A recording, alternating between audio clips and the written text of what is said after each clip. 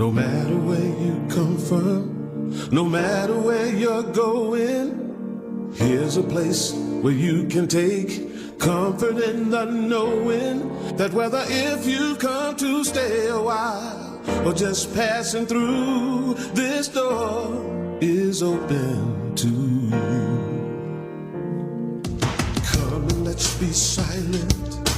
Come and share a hug. Come, let's pray together. Come, love and be loved. From the blissed out to the turned out, from the pampered to the abused, this door is open to you. Come on in. Come on in. Come on in. Come on in. The God in us recognizes the God in you. The God in you. Whether you're black or white, gay or straight, Christian, Buddhist or Jew, this door is open to you. 2, 3, 4. Good morning, Unity Renaissance. Great day outside and inside. Let's all stand for our opening song, The Grace of God. 3. Sometimes we drift into the night like helpless sheep without a shepherd. And then it comes, we find a light, the love that brings us all together. The grace of God, the face of God, the place of God is in my life. God is in my life. The grace of God, the face of God, the place of God is in my life. God is in my life.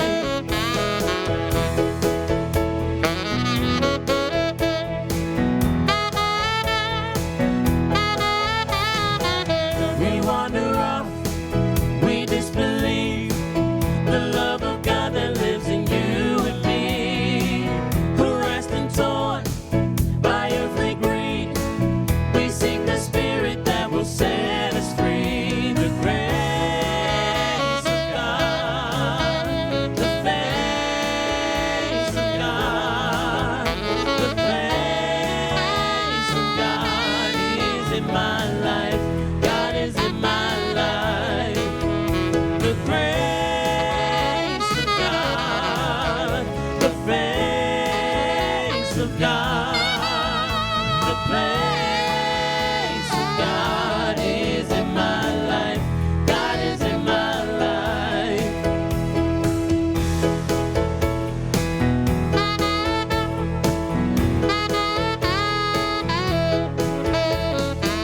There's not a place that we can go where God is not already waiting there. From mountain high to valley low, the miracle of love is everywhere. The grace of God, the face of God, the place of God is in my life. God is in my life. The grace of God, the face of God, the face of God is in my life. God is in my life, is in my life. God is in my life. Woo! Great start today.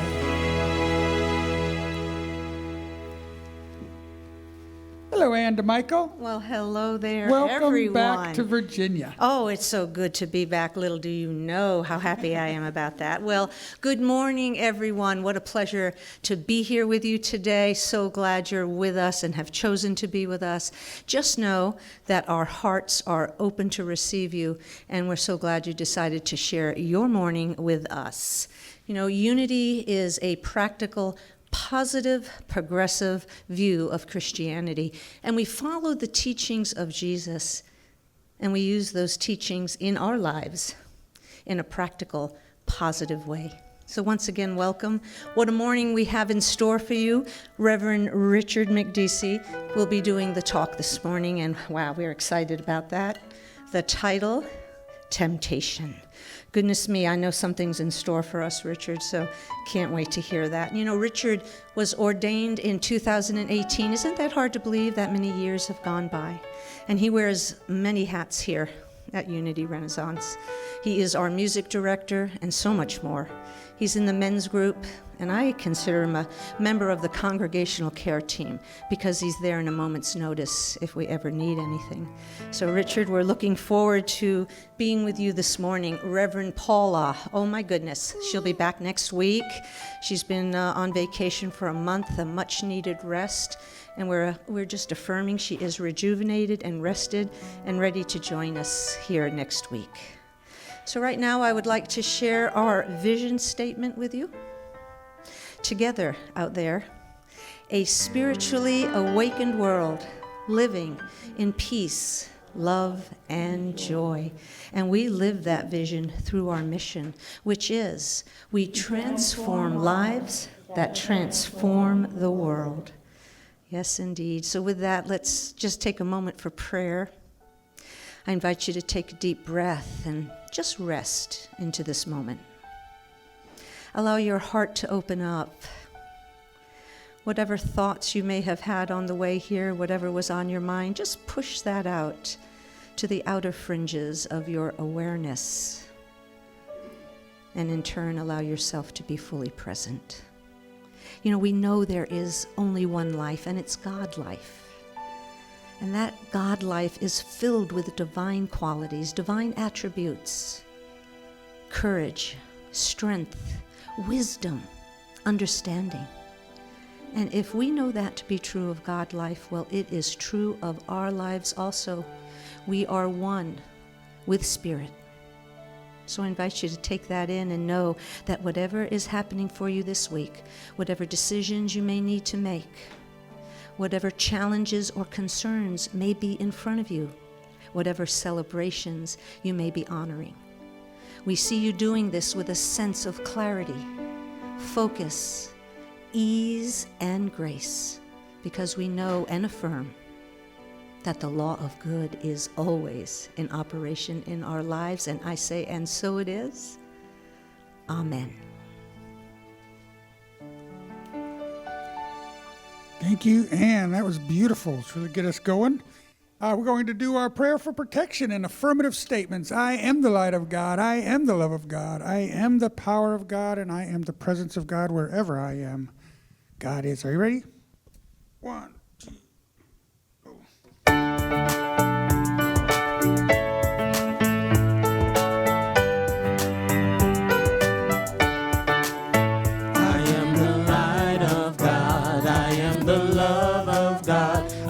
The power of God, I am the presence of God, wherever I am, God is. That's it, join us. I am the light.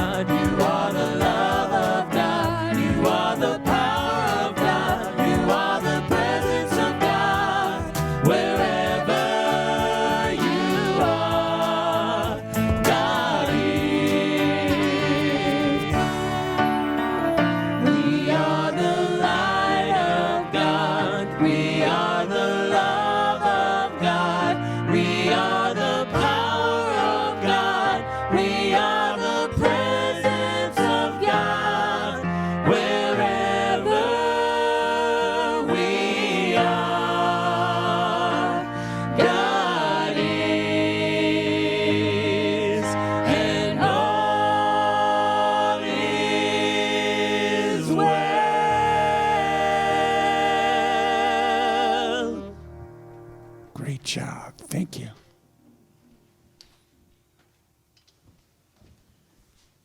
Ooh, that was wonderful. I love hearing that set to music. Good morning, everyone. My name is Lisa Smith, and I am so pleased to be here today and as your platform host. And I would like to open with the word of the day today, which is grace. And please join us in our affirmation together. The grace of God is alive in me. I don't need to do anything to earn or deserve the grace of God because it is always present, mine to claim in any situation. Grace dawns in my awareness as soon as I move beyond the limits of my human understanding. I let go and let the peace, love, wisdom, and strength of God fill me.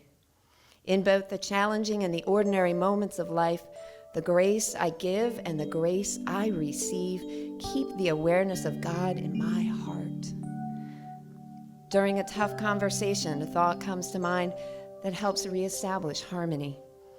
As I mull an important decision, a fresh insight clarifies my thinking. Feeling overwhelmed by my to-do list, I feel renewed energy and move forward with strength and enthusiasm. In these moments and more, I discover grace anew. Our scripture verse is from John chapter 1, verse 16. From his fullness, we have all received grace upon grace. If you would like prayer support or for a need or a celebration, we have several ways for you to do that. Our prayer chaplains are now available to pray with you after the service today via Zoom. You can go to zoom.us and type in the meeting ID 898-3416-0734. And don't worry if you don't have a pencil nearby to jot that quickly down. It will be on the screen for a period of time at the very end of the service. So you can get it then. You'll be able to meet in the Zoom with a chaplain in a breakout room for your own personal prayer. And I did that a couple of weeks ago, and it was just wonderful. You're also welcome to fill out a prayer request form on our website, or you can call the church and leave a message, and someone will call you back as quickly as possible.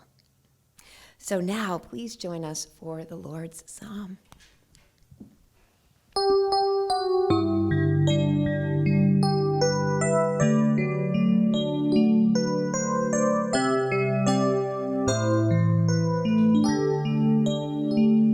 Holy Creator, we praise your name. Your will in heaven and earth the same. Supply our need, Lord, from day to day. Let your forgiveness light our way. Lead us away from temptation's hold. Deliver us, Lord, into your fold. For all the kingdom, power and praise, with you began and with you stays. Holy Creator, Our Father, who art in praise heaven, your name. hallowed be thy Your name. will in Thy kingdom come, and thy will be earth the done, same. on earth as it is in heaven. Supply our needs, Give us this day from our day daily to bread, day.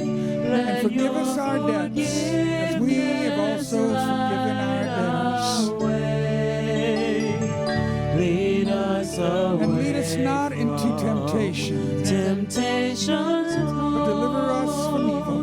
Deliver For thine is the kingdom and the power and the glory forever. For all the kingdom, power and praise, with you began and with you stay.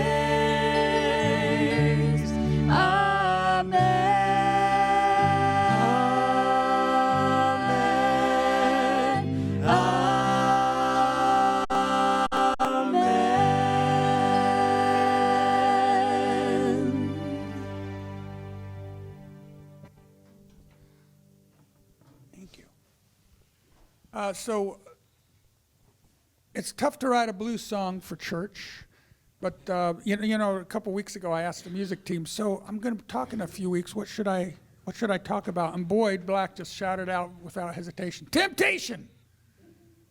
I think because he wanted to hear this song. So not realizing I also have a talk to write about it. Okay, we'll do the song. So the only disclaimer is Paula wanted me to let everyone know that I wrote this before I'd met her. Okay.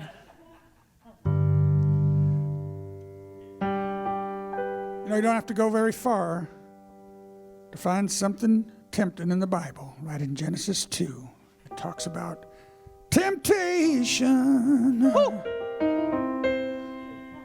It's everywhere I go.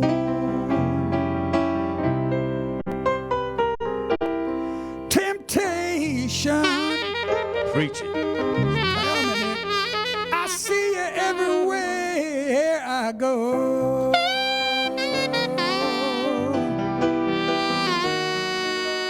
Don't know how long I can resist you.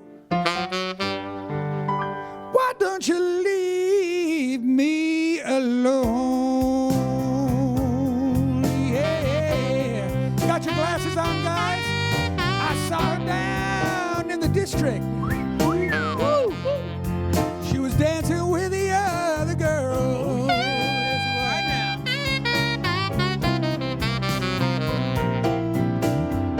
Saw you cross the street today, wearing those high heels and pearls, looking so fine. Even went to church on Sunday morning. Hallelujah. Unity Renaissance? Lord have mercy, there you were. Yeah, giving the talk. You know what I'm talking about now? Temptation. Sing again. Everywhere I go.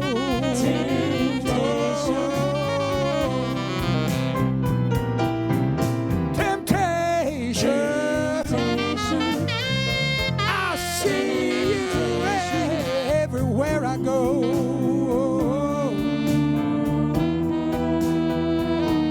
And I got me a sweet, sweet loving woman waiting for me at home, yeah.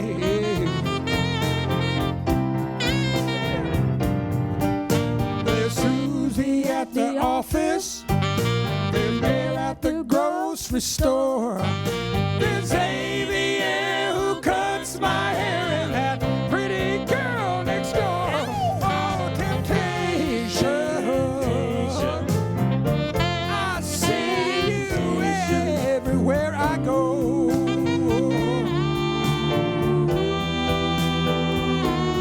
Are you an angel or the devil? Does it matter?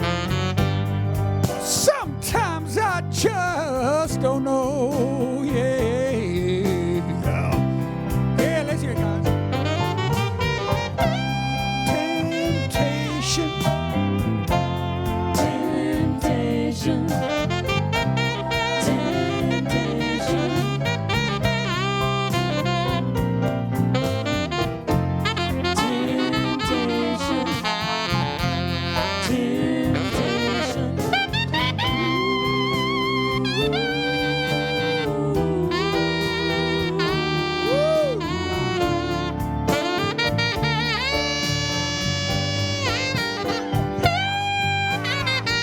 Nick Flores, everybody.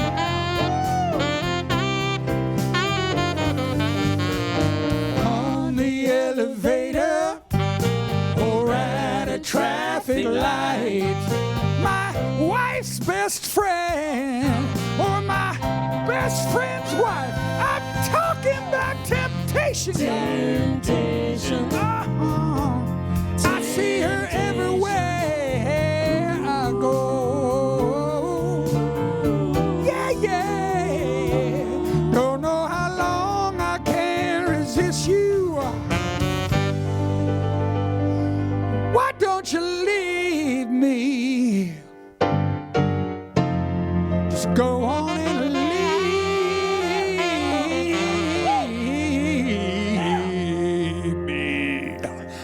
Hello.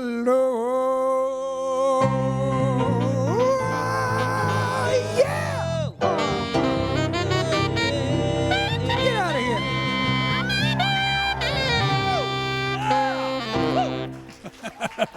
Thank you very much. Nick Flores. Wow. I think we found Nick Flores' wheelhouse there, the blues, baby. Whew. Thank you. Okay, let me come down a little bit.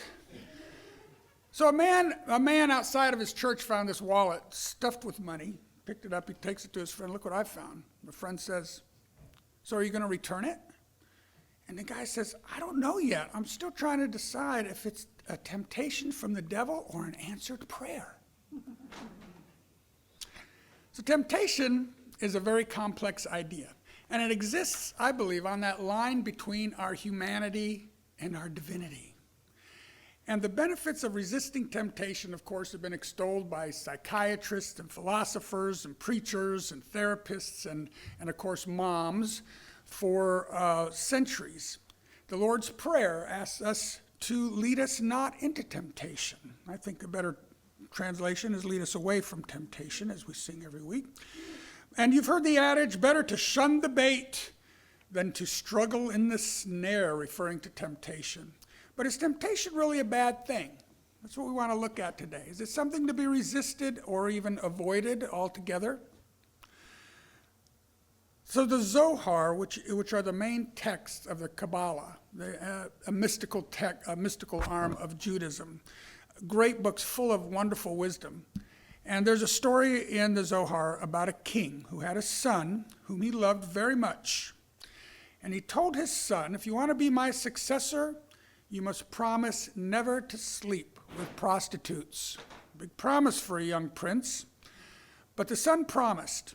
And when the son reached 20 years of age, the father decided to test him. And so he went out and he found the most beautiful harlot in the kingdom.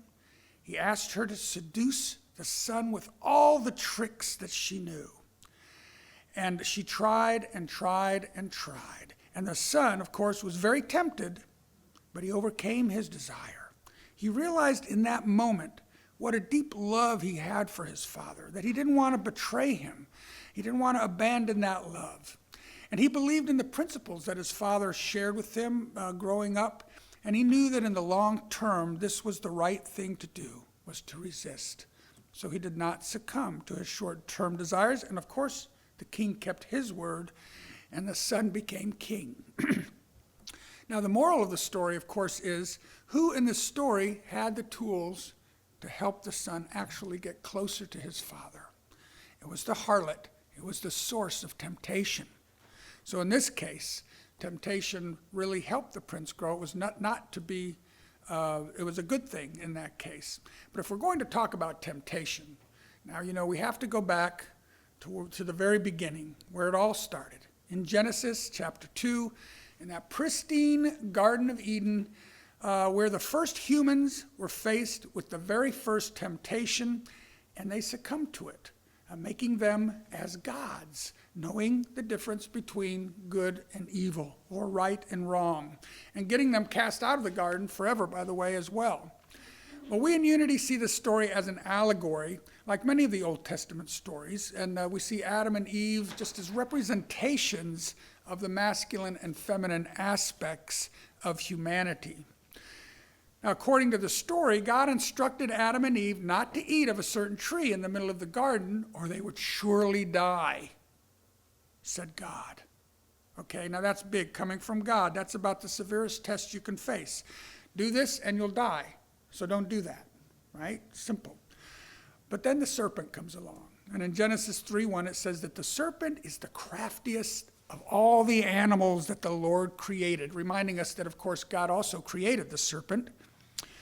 And this talking serpent says, oh, you'll not die. In fact, you're going to become more like God, knowing good and evil. Now, that sounded great to Eve, so she said, okay. And she ate the apple, and then she handed the apple to Adam, who apparently was sitting there the whole time, and asked him to take the bite. And as soon as they took a bite, their eyes were opened. And suddenly, what's the first thing that happened? They became aware that they were naked.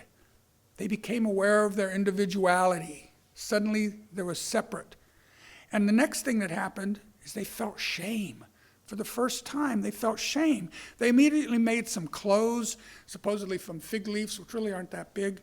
And suddenly they were afraid. They became afraid, and they ran and hid from God. Okay, and then here comes God. It says, God was just taking a stroll through the garden, and he saw Adam hiding. And God says, Adam, why are you hiding? And Adam said, I was naked and afraid, just like the reality show. And so I hid because I was ashamed. And God is like, who told you you were naked? Have you been eating the fruit of that tree I told you not to eat from? God knew immediately what had gone on. And what happens next is great. Adam gets so, scared. What's the first thing Adam says? It was that woman that you put here, God, that tempted me to eat that apple. And then God looks at Eve, and what's the first thing Eve goes? It was that serpent, Lord, that tempted me. Shame, fear, and now blaming. Things that didn't exist before this knowledge of good and evil.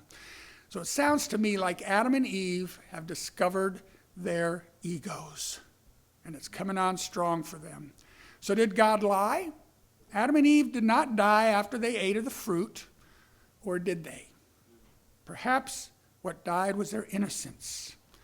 And I'm thinking that this whole temptation thing really is a coming-of-age story for the human soul, a sort of a rite of passage, the first bar mitzvah. Today I am God.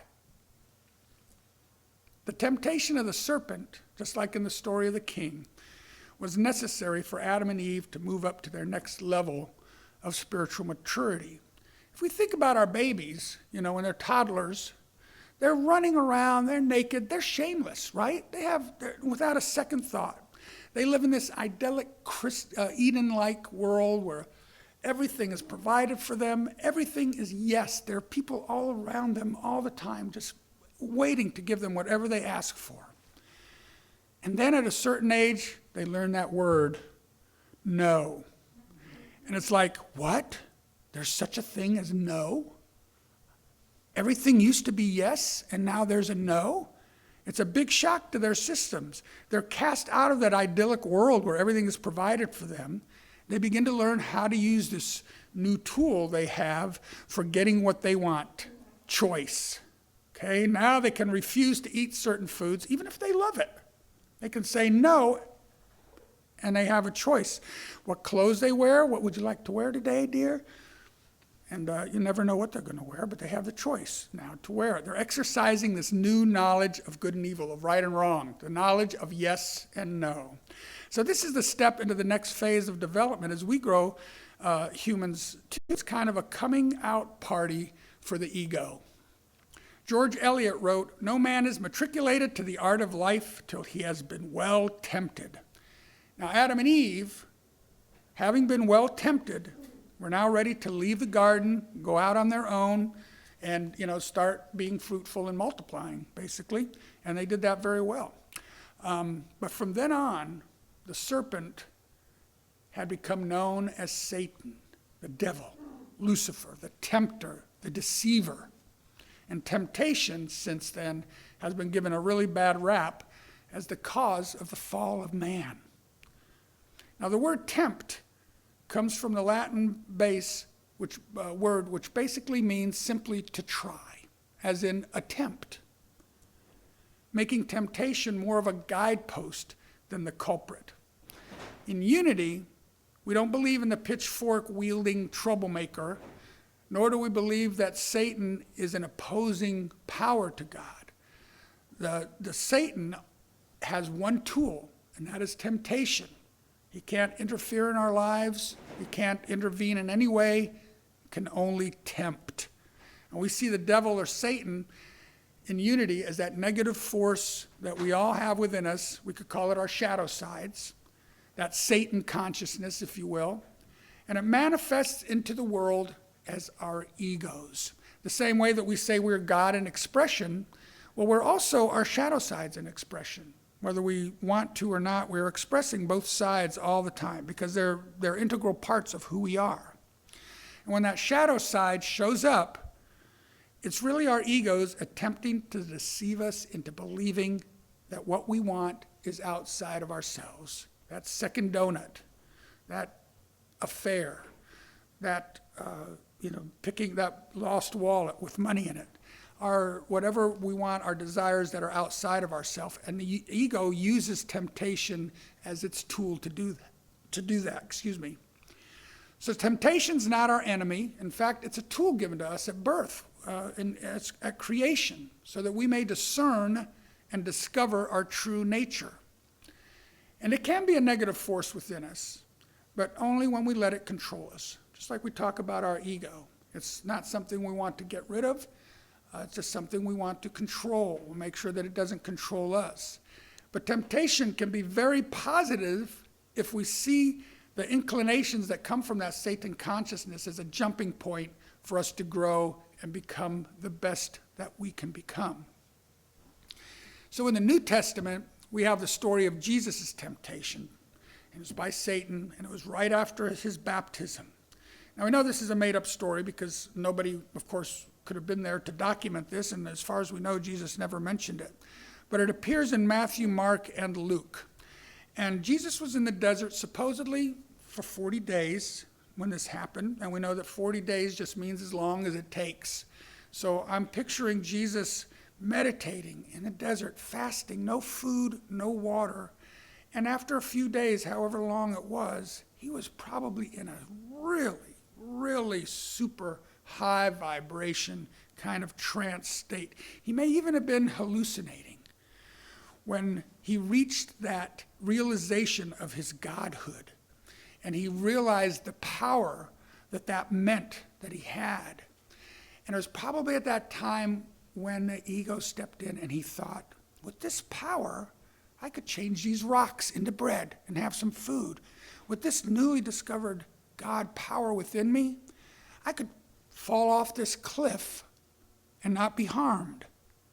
Or I could use my wisdom and power to rule Judea. His ego was going crazy, trying to get his attention off of his power that he had discovered within himself and on to the fulfillment of those outside desires of the world. So James, in 1 James, and James, by the way, is the brother of Jesus, by most scholars agree, he says in 1:13, no one, when tempted, should say, I am being tempted by God, for God cannot be tempted by evil, and he himself tempts no one. But one is tempted by one's own desire, being lured and enticed by it. So according to James, Jesus was tempted by his own desire to turn those stones to bread for food, or to rule the kingdoms of the earth and to live a long and prosperous life. But Jesus told his selfish desires what? Get thee behind me, Satan, ego, tempter. He chose the way that demonstrated the highest expression of his true Christ nature. He made the ultimate sacrifice. He made the choice to serve instead of to rule. And as a result of this temptation, he emerged from the desert experience a fully realized, Christed being. Emmett Fox, one of our great Unity writers, in the awesome book, The Sermon on the Mount, which is a metaphysical interpretation, basically, of Matthew, he says that the more spiritually mature we become, the more intensely we will be tempted. Eek. Our temptations are drawn to us according to what we are able to handle at the present level of our understanding. So the fact that Jesus was tempted so largely was a tribute to how far advanced he was on his spiritual journey. So we can use temptation as a barometer to where we are on our spiritual journey. You know, as spiritual beings, we all want to behave honestly, all of the time. All right, that desire is there even when we have an opportunity to anonymously cheat for personal gain. That desire to behave honestly is there, and it's what gives us pause to stop and think about it and have a little self-examination. Ralph Waldo Emerson said that temptation is the barometer by which we measure our virtue, and that we gain the strength of the temptations we resist. So in that regard, we can invite temptation into our life as learning tools and ways to strengthen our spiritual selves.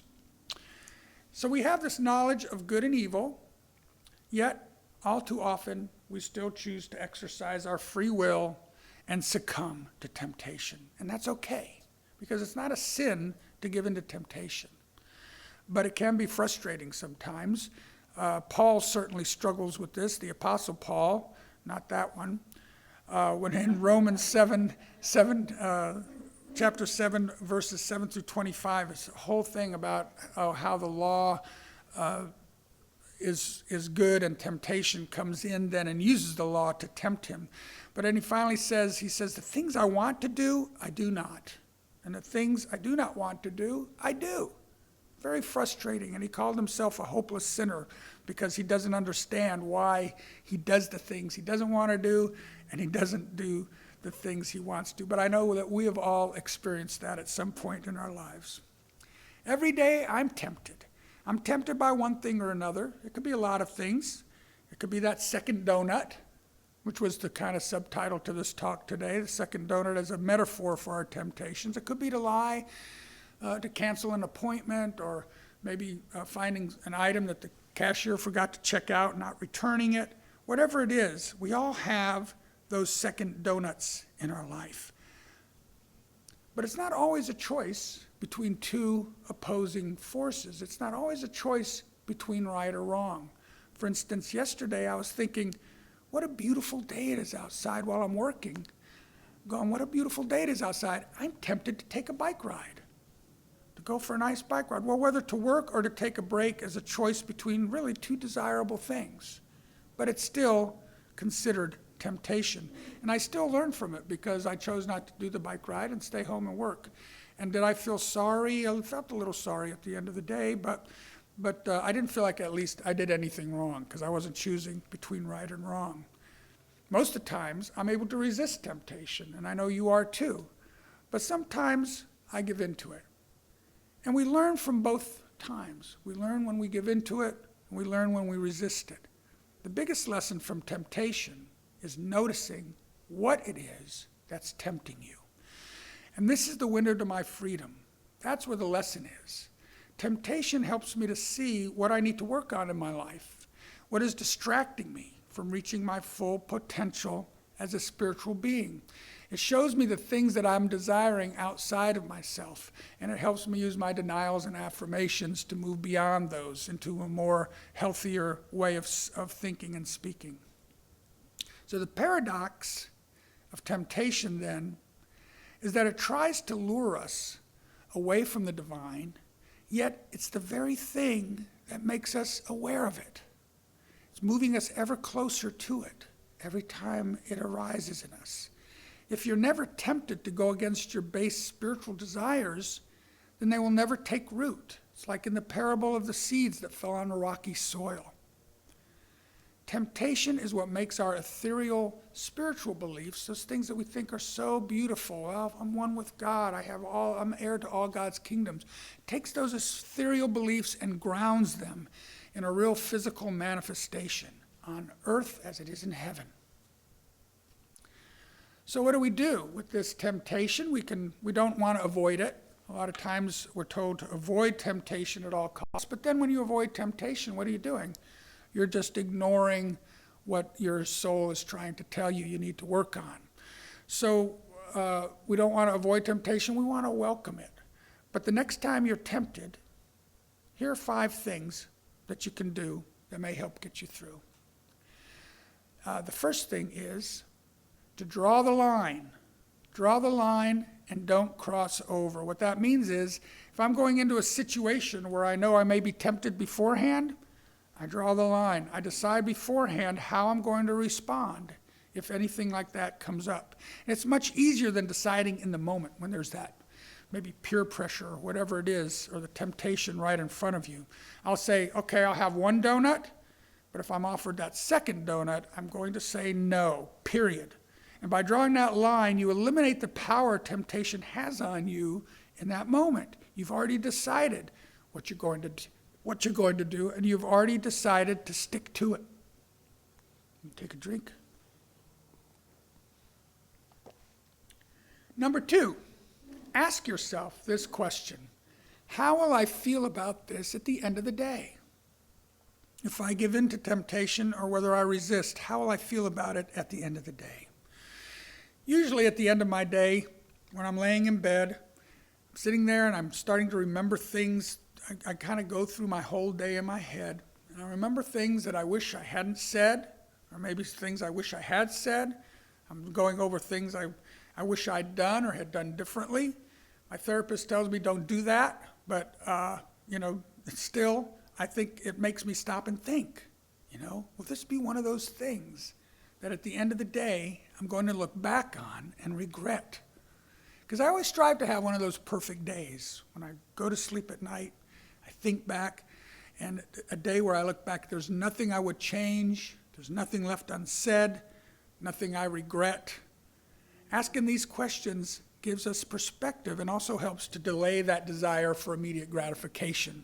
So ask, how will I feel about this at the end of the day? Number 3, of course, we pray.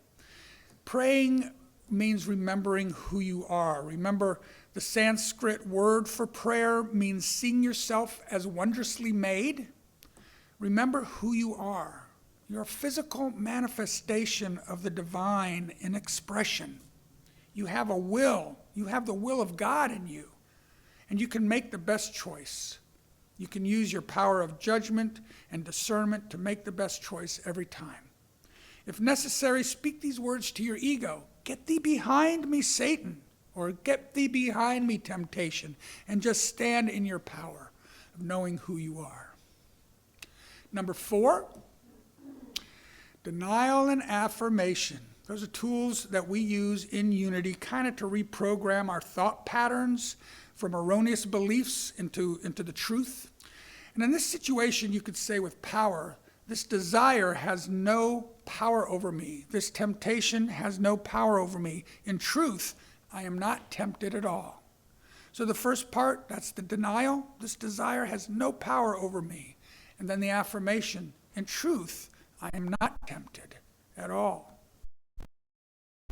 Realizing that what tempts you is a byproduct of our ego, instead of fighting temptation, we start to look at it as a guidepost toward our good. Temptation not only turns us toward our good, toward our true selves, it forces us to look at the things that tempted us in the first place and why they're tempting us. And that's the key to our personal growth, through our ego and our temptation. And number 5, always be grateful. Be grateful for this opportunity to grow. Take a deep breath into your heart space when you're feeling it. You may be feeling, whenever temptation arises, you're feeling a little fear about that. Take a breath into your heart space, and just as you release that breath, give thanks for this opportunity to look at yourself, to grow, and to grow in spiritual understanding. Be grateful. Don't be fearful. In truth, there are really never any wrong choices. They're all just effects of those choices that we make. But some speed up your journey toward the divine, some slow down that journey toward the divine, or even keep you stuck. But all roads, all choices eventually lead us to our goal of our divinity. Just as the addict may credit his addiction or the havoc it caused in his life of leading him to God. Just as the Apostle Paul said, give thanks in all things. Give thanks in all things, even when you're tempted. Even when you give in to temptation. What do you learn from that? Give thanks. So, temptation, is it a friend or an enemy? Should it be resisted or welcomed or avoided altogether? When we avoid temptation, we're ignoring the call of our soul to look at something that may be holding us back, blocking our spiritual growth. But temptation calls us to choose at what level of consciousness we wish to be at in any given moment. I believe temptation is both a defining element of our human nature as well as a physical demonstration of our divine gift of free will, making temptation, in a sense, a bridge between our humanity and our divinity. So temptation, what is it good for? Possibly, absolutely everything. So let's take a deep breath. Thank you, and prepare for our meditation. As we connect with that divine within us, and we breathe in and out that energy of prana in the air, the Easterners believe God's energy in every breath we take. When we take a deep breath into our heart space, we are energizing every cell in our heart, every cell in our body with that energy.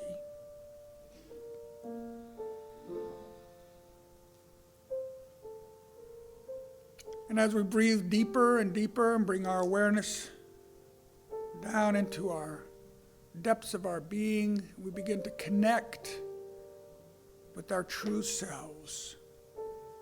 We see that light, that divine spark within us.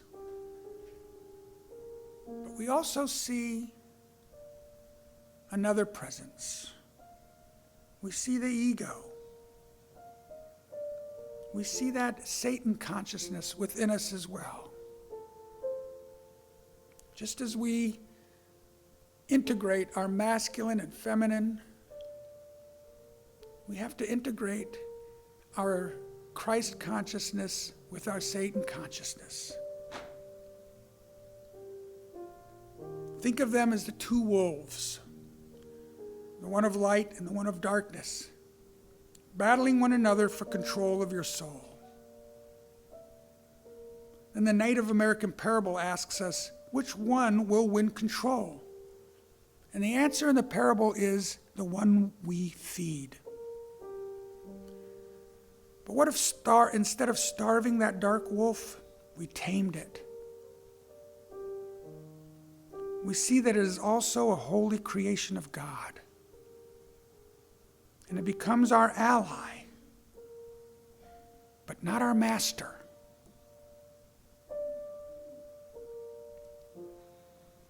Each day presents us with a myriad of choices between two masters, and at each point we must decide which master to serve.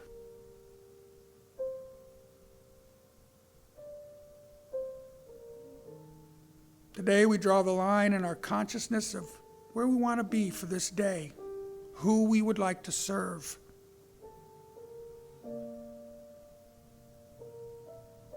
So let's take just a few moments now to reconcile those two forces living within us, just as we would reconcile our masculine and feminine. As we enter into a few moments of silence, make friends with your ego, with your Satan consciousness, with your shadow. Invite it to participate, but only when called upon. Speak to it silently now from your divine nature in the silence.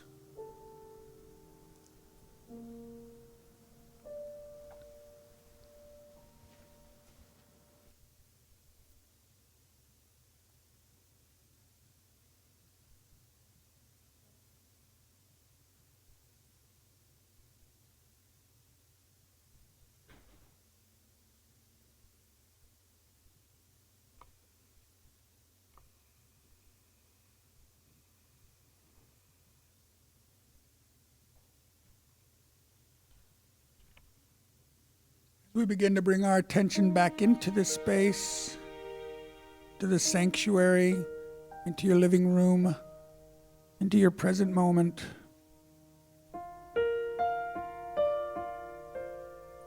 We give thanks for this opportunity to look deep within ourselves, to become whole with who we are on every level. Move forward today with great expectations of good, welcoming the tests of temptation, and knowing that they serve us. For this we give thanks, and so it is.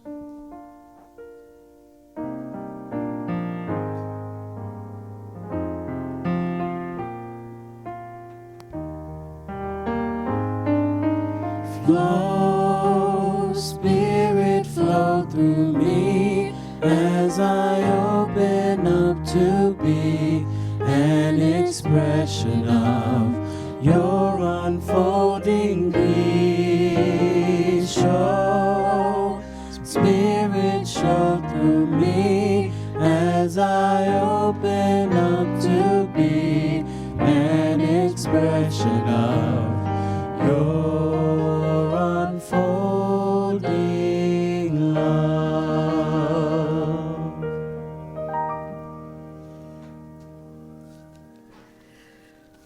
Well, dear Richard, I have a whole new understanding of temptation, but I have one important question to ask you.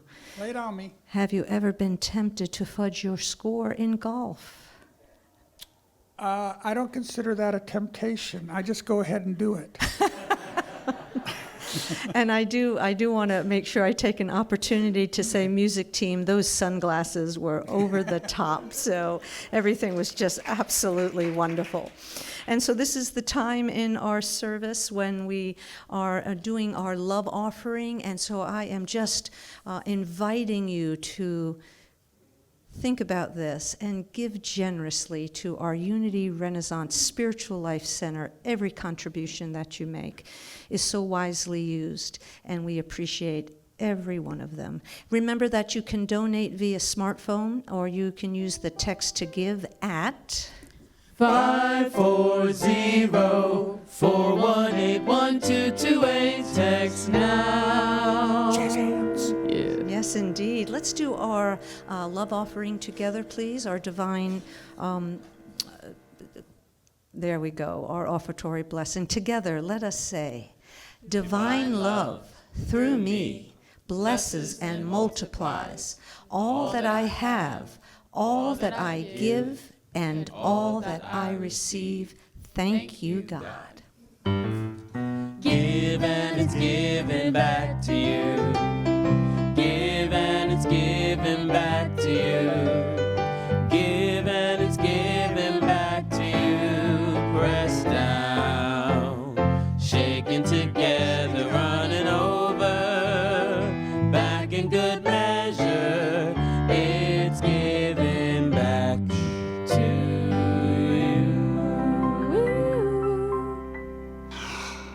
Nice. So this song's about drawing the line in our lives. It's about finding out what works for you, setting those guidelines for yourself, and then sticking to them no matter what. It's called Draw the Line. 1, 2, 3, go.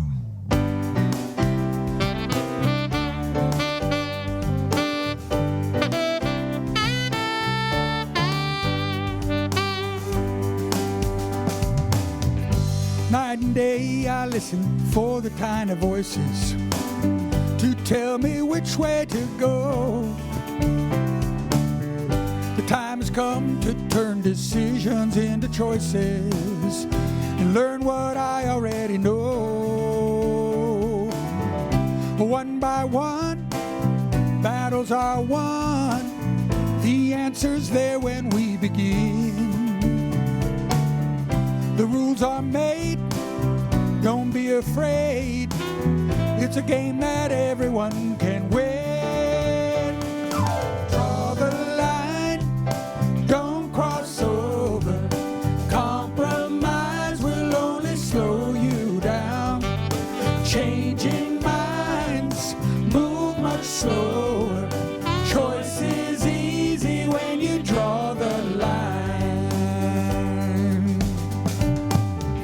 Well, I search hard and long for the right solution while time is wasted away. False options, they're a form of mind pollution. Temptation's always in the way. Just find your place, set your own pace. It doesn't matter fast or slow. And if you fall, stand back up tall. It's an opportunity to grow. So draw the line, don't cross over. Compromise will only slow you down. Riding high or sinking lower, there's no question when you draw the line. Real love so close you can feel it, but you wonder which way to go. Don't let confusion conceal it. There's only one choice you know.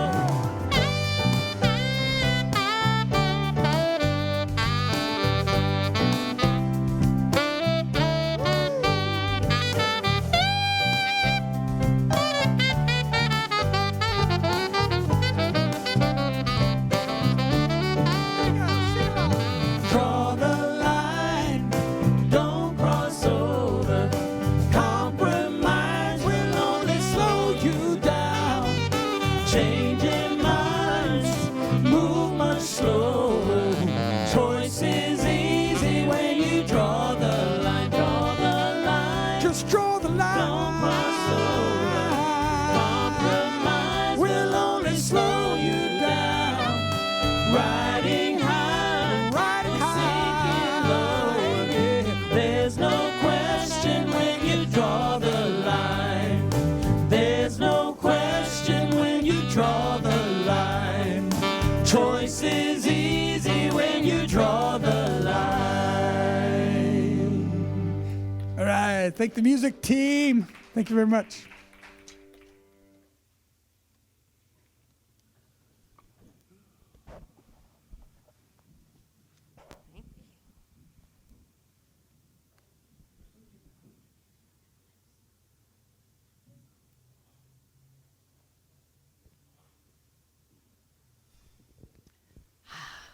Wonderful. All right, so we are doing our announcements now, and I'm really excited to share that we are starting on May 16th, opening up for limited in-person attendance. Woohoo! Yay! Awesome, so excited, and I can tell you, standing up here on the platform, you probably can't see it out there, but the sanctuary is filled with so many chairs instead of just a few groupings. So it's really exciting to see this progression happening. It will require reservations, and again, it is limited. And of course, we will be using physical distancing protocol as well as masks. So we have some more details coming up soon, so be on the lookout for that about how you can make your reservations and come and join us in person. We are doing our annual diaper drive. It starts May 16th, no child or adult wet behind, and we are asking you to please bring in your diapers of all different sizes, and they can be dropped off here during normal office hours, which you can find out if you just visit the website or give us a call, or if you make a reservation for next week, you can start bringing them in then if you like. We're excited about this, and I know it's going to be a successful event as it always is. Awesome. And as Anne mentioned earlier, our lovely Reverend Paula will be back from her vacation next week and will be leading the service on Mother's Day, May 9th. And her talk is entitled Divinely Feminine. So that sounds, yeah. We're excited, and we can hear you cheering out there. We know you're excited too. So let's join together for our prayer for protection, followed by the peace song. Together, the light of God surrounds us. The love of God enfolds us. The power of God protects us. And the presence of God watches over us. Wherever we are, God is.